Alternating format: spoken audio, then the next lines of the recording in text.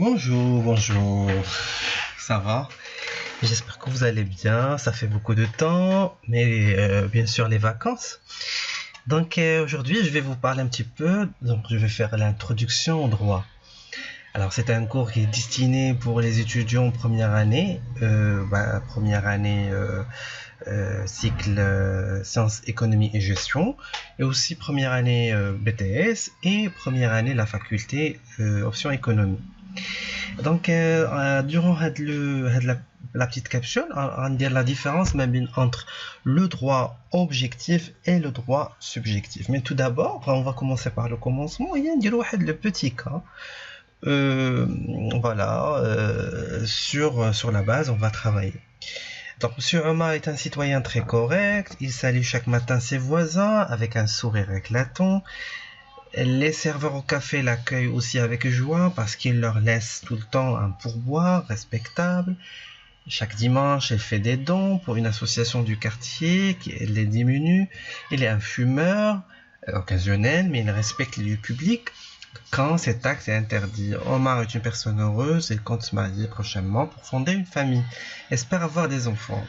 Alors, les questions sur la base de cas, est-il obligatoire pour Monsieur Omar de saluer ses voisins? Donc, c'est pas obligatoire parce que ça relève de la courtoisie en fait. Est-ce que Omar va être sanctionné s'il n'est pas de pourboire au serveur? Et pourquoi? Donc, il ne va pas être sanctionné parce que l'acte de laisser un pourboire, c'est pas un acte obligatoire. Donc, cochez la bonne réponse. C'est quoi une règle de droit en général? Une règle de droit, c'est une règle qui est obligatoire. Voilà le premier point de... Et ça fait, bien sûr, ça fait la différence entre droit objectif et droit subjectif. C'est l'obligation. Laquelle de ces propositions est une règle de droit? Alors, saluer ses voisins, c'est pas une règle de droit parce que c'est pas obligatoire. Payer un pourboire, c'est pas une règle de droit. Faire un don, c'est pas une règle de droit. Mais l'interdiction de fumer dans un lieu public, c'est une règle de droit parce qu'il existe une loi qui interdit cet acte. C'est donc كاين واحد القانون اللي كيمنع التدخين في الأماكن العمومية. Je complète la phrase suivante. Le droit, c'est l'ensemble des règles qui régissent les rapports entre les personnes dans la finalité et d'organiser la vie en société. C'est ça l'objectif principal du droit. Donc, droit, l'ensemble des règles obligatoires qui régissent les rapports entre les personnes dans la finalité et d'organiser la vie en société. Omar veut se marier. Est-ce que c'est une règle de droit? Non. Ce sont le fait de se marier, de voter, d'être libre. Elle relève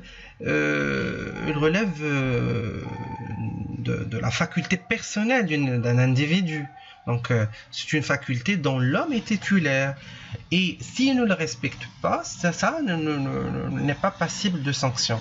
Donc, le fait d'avoir une faculté personnelle, se marier, voter, aller à la plage, je sais pas, donc saluer ses voisins, faire un don volontaire, etc.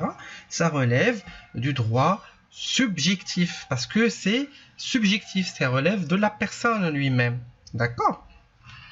Pour le droit objectif, c'est les règles qui sont passibles, qui sont obligatoires et passibles de sanctions. Alors, ce qui nous intéresse en fait, ce sont les droits objectifs, ce ne sont pas les droits subjectifs parce qu'on pourrait pas, ne sont pas étudiés. Les droits subjectifs ne sont pas des droits parce qu'on ne pourrait pas mettre une loi qui va obliger une personne à aider une autre personne parce que ça relève du principe de l'humanité en général. Mais le droit, la règle de droit objectif, c'est la règle de droit en général. Elle est générale parce que il est applicable sur tout le monde. Elle est impérative parce qu'il est obligatoire et il est coercitive parce que cette règle elle est sanctionnée par la loi. Donc, ce qu'il faut retenir dans la règle de droit objectif ou bien la règle de droit, on dit règle de droit, on parle de la règle de droit objectif. C'est qu'elle est générale, tout le monde il est applicable sur tout le monde, comme les pauvres, comme les riches, Impérative, il est obligatoire, et coercitif parce que sanctionné par les lois et sanctionné par l'État. Plusieurs sources, bien sûr, de droit sont énormes.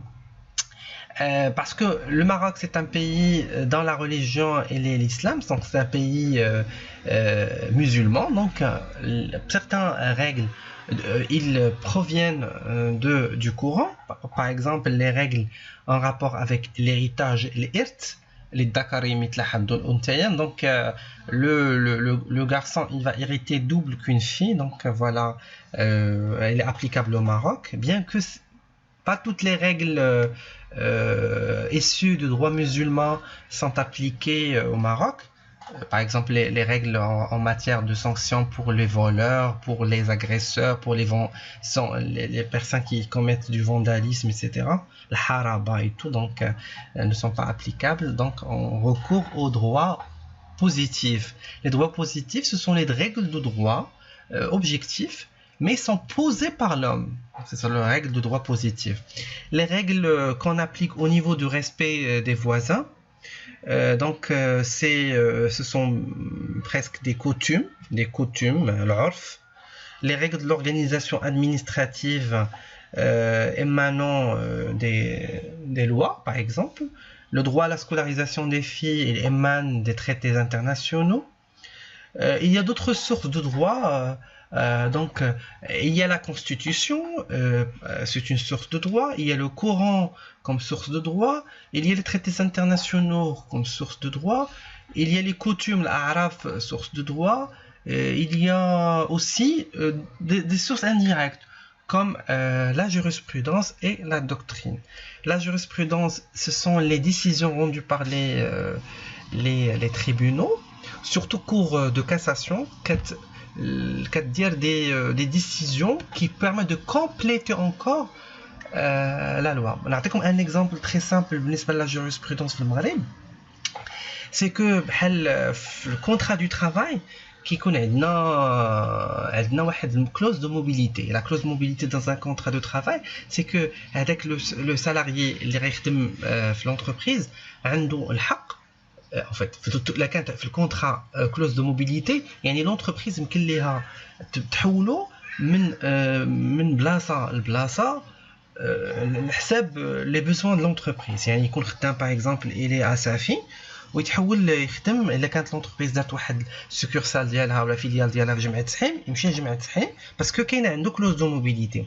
في لا لوا اللي هو نورمالمون لا لوا اللي كنستعملوه كي ريجي لي رابور انتر سالاريي اي employé في المغرب هو le code du travail. Le code du travail ne donne pas beaucoup d'explications sur la clause de mobilité. C'est la raison pour laquelle la jurisprudence قررت أن le fait أن le salarié يرفض هاد la clause de mobilité en présence ديالها في le contrat initial اللي سنا في الأول, donc c'est une faute grave, il est considéré comme faute grave, alors que la loi, le code du travail, l'article 39 اللي كيحدد شنو هما les fautes graves, ما كنلقاوش le refus de la mobilité en cas de clause de mobilité. Donc la jurisprudence il a complété le code du travail. وبالنسبه للدوكترين هما كاع لي زيكري سيانتيفيك اللي داروا في دي تيست دو دكتوراه سبيسيالمون كيداروا كيخرجوا بلي دي ريكومونداسيون هادو كيتسمى لا doctrine. Donc, on a classé les sources de droit par ordre d'importance. Bien sûr, les traités internationaux, les conventions internationales, ce sont les lois internationales. Bien sûr, les lois nationales, la constitution, le دستور اللي هو أول loi. غنبداو نرتبوا les autres اللي هما فيهم les lois les différents types. وندوزو le droit musulman اللي هو القرآن عاد les coutumes عاد bien sûr les autres sources de droit indirect اللي هما la jurisprudence et la doctrine. Voilà, هذا هو un petit aperçu là droit objectif droit subjectif وشنو هما les sources de droit. Ainsi prend fin une petite capsule. J'espère que je vous inchallah prochainement. À très bientôt. Au revoir.